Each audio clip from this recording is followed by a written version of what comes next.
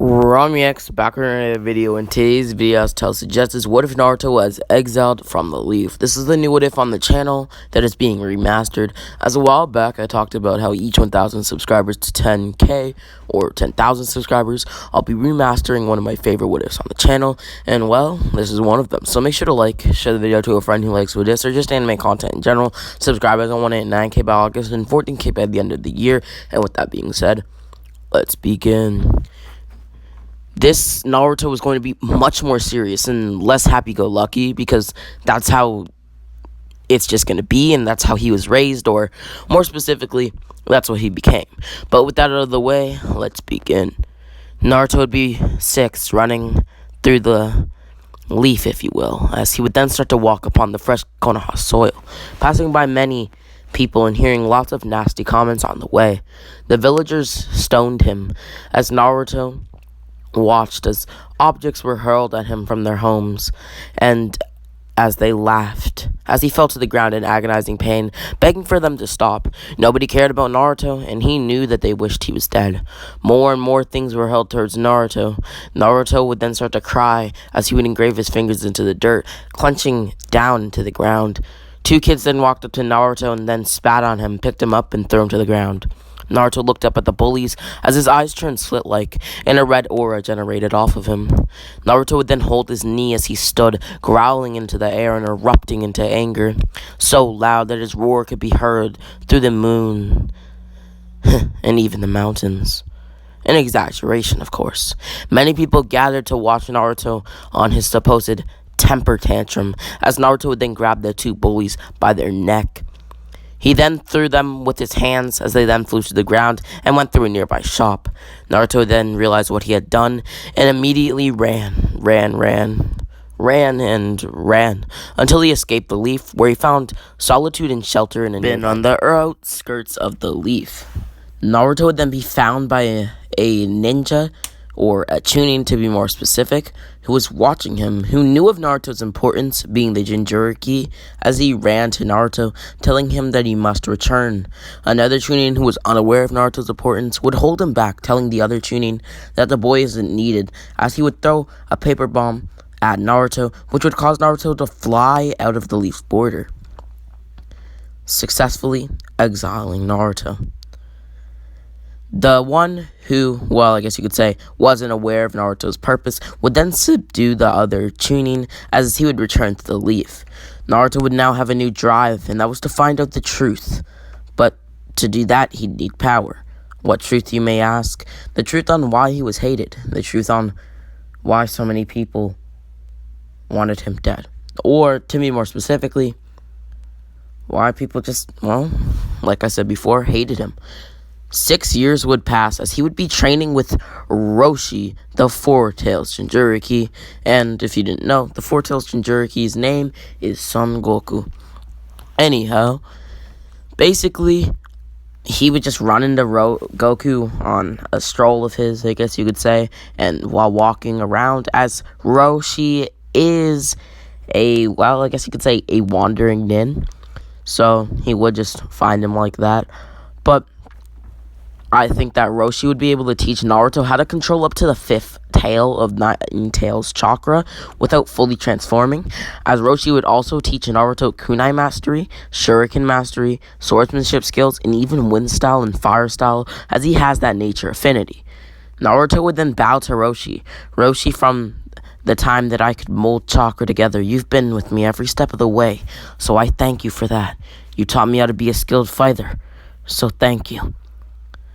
No problem, Roshi would say, as they would part ways.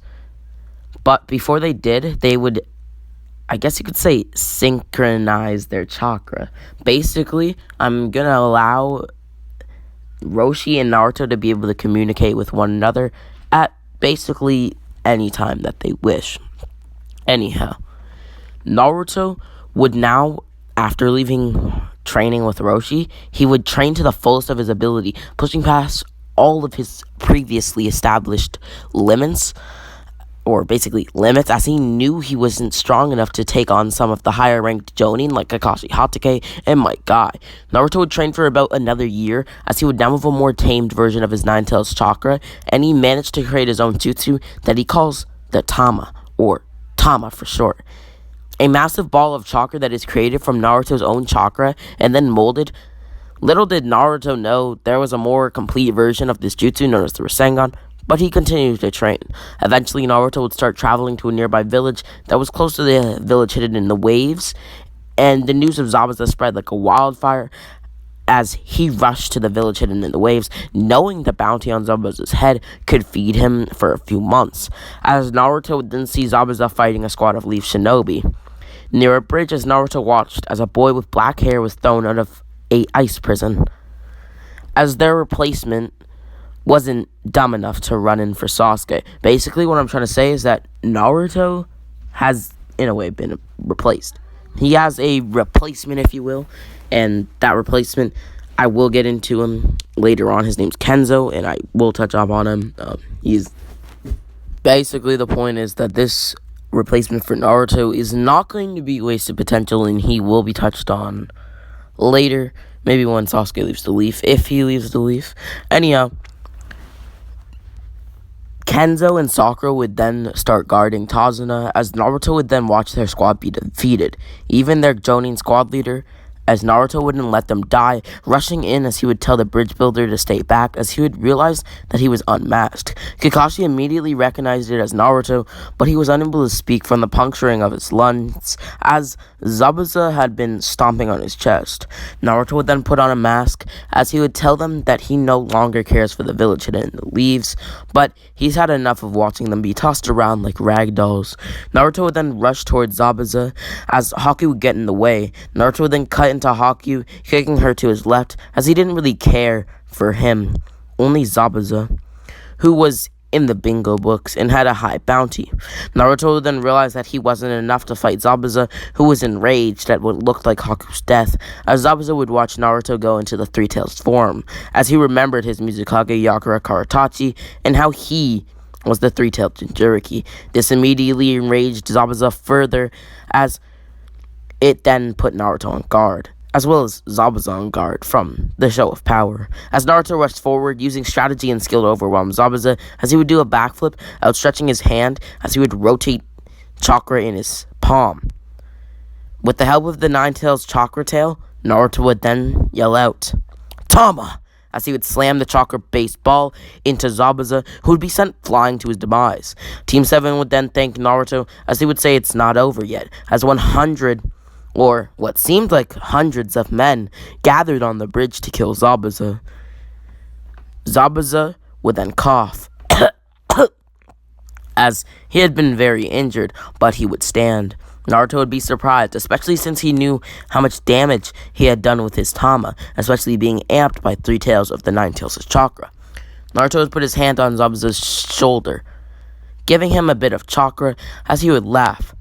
"I guess they don't call you the Demon of the Mist for no reason. Now let's do this." Haku, Naruto, and Zabuza would finish off all of the men, leaving none to survive, as Zabuza would stab into Gato, falling to the ground, as Haku would do the same, collapsing, as they would collapse together. Naruto would fall on his knees, as Naruto would then start to pant heavily. Naruto would then start to cough a little, as he would say that his time here is finished, standing up and wiping some blood from his mouth, as he had been coughing up some blood. "I have completed my goal. Zabuza, I'll let you die here peacefully, but then after that I'll have to take your bounty." "Fine by me," Zabuza would say. Zabuza would then die with Haku, as both of them would pass on, as Naruto would then grab Zabuza's body, as he would then look over to Team 7, telling them that his only goal was to make sure that they didn't die, and to collect Zabuza's bounty. Do not think that they are allies. Naruto would then walk away, as Naruto would then wake up a few days after exerting himself fully as he recovered. He would then breathe in the morning fresh air, unsheathing his blade and slicing the air 2 times. As he would start walking to the leaf on his way, he would sharpen his blade with a few rocks he found as he got to the leaf's borders, as he would use the small amount of genjutsu skill that he did have to scare the guards. He would then use the Nine Tails chakra to keep them immobilized as he slipped through the defense. Basically, it's been shown in Boruto that the Nine Tails chakra can be used similar to a poison. Anyhow, Naruto would then hear the sounds of men running on the hard soil beyond Konoha. As such, he would look behind him as he saw a ninja from the hidden stone village running through the gate. Naruto would now be on guard as he readied the blade he held at his side. "Don't take another step," Naruto would say, as they would ignore his words, as a massive burst of chakra would shoot out from Naruto, who would use his base Nine Tails chakra, sighing. As he would then, I guess you could say, start rushing through each one of them with ease. Naruto would then ask what their business is with the village, as a higher-up ninja in their groups, or in their midst, would say that currently the Leaf is at a disadvantage, as he would tell his men to stop, or the men, as they weren't really his. He would then go on to explain that 2 years ago, the Leaf's Jinchuriki Uzumaki Naruto had been reported to have been absent from the Leaf, so the village was weak. In actuality, Naruto had been out of the Leaf for much longer, but he was considered a rogue ninja only 2 years ago. What, Naruto thought to himself, as he would tell them that it's too bad for them because he is Naruto Uzumaki. Naruto would then use a wind bullet on the ninja as he would tell them to leave. This would cause the ninja to go into a panic, hearing that they are facing off against such a ninja, the Nine Tails Jinchuriki. People would gather to watch as a few ninja who could have done something watched in disbelief as Naruto would release a small amount of his chakra, setting them all back. Is it Naruto, they thought? As Naruto would grab what looked like the leader of the group, as he would tell them all to stop invading the Leaf and return to their village, or their leader dies. All of them would bow to Naruto, as they would then grit their teeth, thinking that Naruto was bluffing as they would try to fight. Naruto would then push deeper, as he would then point his blade to the man's throat. As they would all drop their blades, returning to their village, Naruto would sigh as he wiped some sweat from his forehead and did a few stretches. Funny, they actually thought I would have killed the guy? What a joke.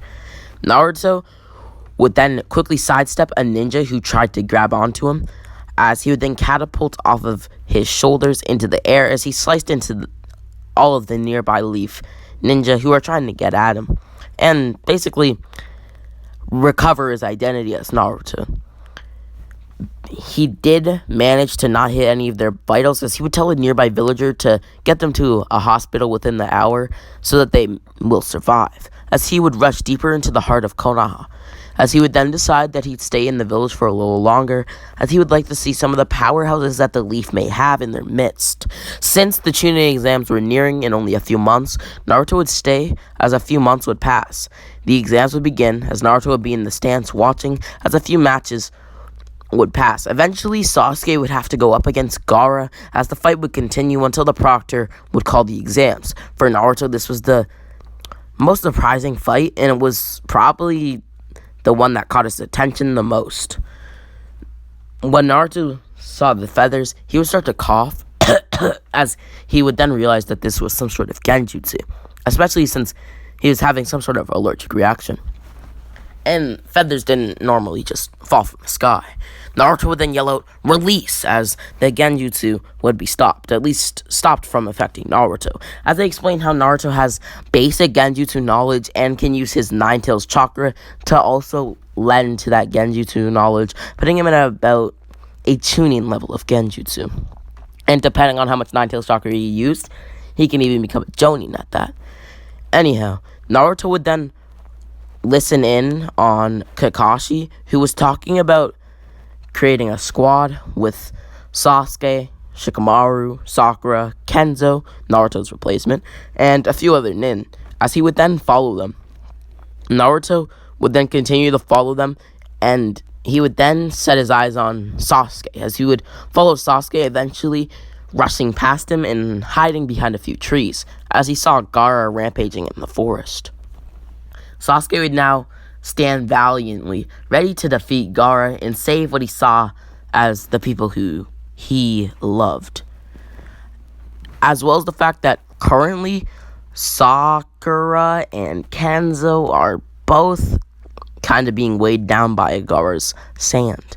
Anyhow, Sasuke would then look at Gaara intently, as he would tell Gaara that even if he is a Jinchuriki, and even if he is the One Tails, he will beat him. Even though he may possess the same eyes. Gaara, I am not afraid, Sasuke would say. But even though Sasuke's not afraid, eventually he would run out of chakra, as he did in the canon. But as in the canon, Naruto would be here to save him, as he would then rush towards Gaara, as he would kick Gaara up into a nearby tree before he could kill Sasuke, as he would now stand valiantly, just like Sasuke had moments before, ready to defeat Gaara and save what he saw as people who still had lives to live, and in no way is he evil. I want to stress this enough. Naruto's not evil here. He merely believes in justice and to do the right thing and just proper judgment. And at this very moment, the right thing to do was to help them. Naruto would ready 2 kunai, throwing 2 kunai into Gaara, who was mid-air, as it would then send him flying into a tree. Naruto would then yell out Tama, as his imperfect Rasengan would form. Naruto would then rush towards Gaara, as he would slam his Tama into Gaara, who would be sent flying. Naruto knew it wasn't over, though, as he would use the base Nine Tails chakra, kicking Gaara up into the air, as he would now use even more Nine Tails chakra, using the One Tails, as he would slam Gaara into the ground with both of his hands, as Gaara would cough up blood, gritting his teeth and gripping the dirt beneath him. You don't have those eyes, so how could you possibly defeat me? You are too pure. Too pure? What a joke. If I were too pure, I truly do not believe we would have such a similar burden. Similar burden? Gaara would ask. Yes, Naruto would say. Similar burden. We both share the burden of a tailed beast. From the moment we were born, we were seen as abominations. I guess you're right. We do share the same burden.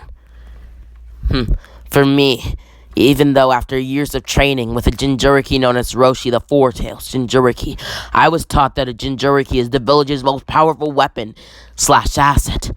And even though I am their most powerful asset, they exiled me. Ninja who were unaware of my status as Jinchuriki. Ninja who were unaware of my importance, per se. Well, they didn't care for me. And, in part, my absence is their fault.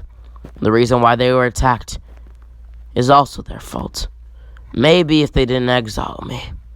Maybe if I was here to fight for them. Your sound invasion, or sand invasion, I'm not sure, but it would have been stopped a long time ago. You think so? Yes. Heck, maybe, just maybe, if we were fighting on even grounds. If my village didn't push me out like some rodent. Push you out? Gaara would ask. Yes, Gaara.